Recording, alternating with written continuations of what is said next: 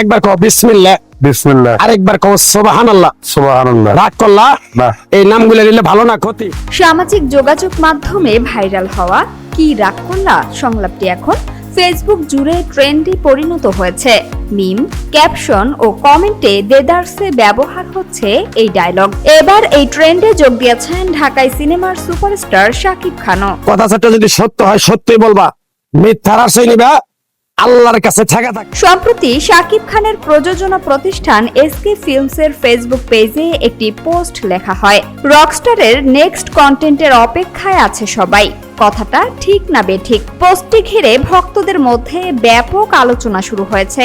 অনেকে মনে করছেন শাকিব খানের বহুল প্রতীক্ষিত তুফান বা নতুন কোনো সিনেমার প্রচারণার অংশ হিসেবে এই ট্রেন্ডকে বেছে নেওয়া হয়েছে। ঠিক না বেঠিক? ঠিক।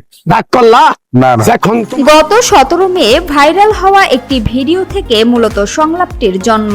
ভিডিওতে দেখা যায় শহরের এক ব্যস্ত রাস্তায় কাঁধে ঝোলা নিয়ে এক গণক এক যুবকের ভাগ্য বদলানোর উপায় বলে দিচ্ছেন। পাশাপাশি প্রতিটি বাক্যের শেষেই বেশ আত্মবিশ্বাসের সাথে গণক প্রশ্ন করছেন, রাগ করলা? তার কথা বলার ভঙ্গি নেটিজেনদের হাস্যরসের খোরাক হয়ে ওঠে। বন্ধন তোমার কাছে থাকে না, কথাটা ঠিক না বেঠিক? ঠিক। রাগ করলা? না, না। এই কথা এরপর থেকেই সামাজিক যোগাযোগ মাধ্যমে শুরু হয় মিম তৈরির হিড়িক। কেউ বসের সঙ্গে, কেউ শিক্ষকের আচরণের সঙ্গে মিল খুঁজে ডায়লগটি ব্যবহার করছেন। আর শাকিব খানের অংশগ্রহণে ট্রেন্ডটি আরও নতুন মাত্রা পেয়েছে।